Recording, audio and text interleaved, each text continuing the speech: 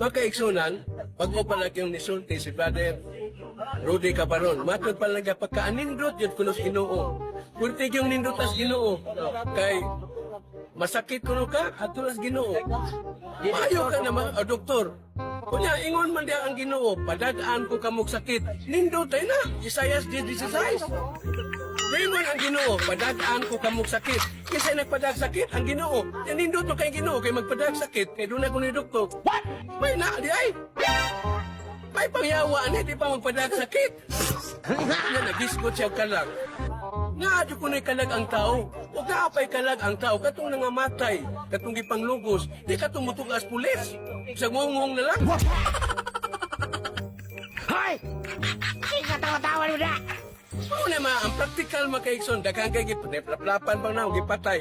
Kunya, huwag kaapay kalag. Di ka kamuhungong. Bisag pulis na lang. Hunghungan na naman. Gapatay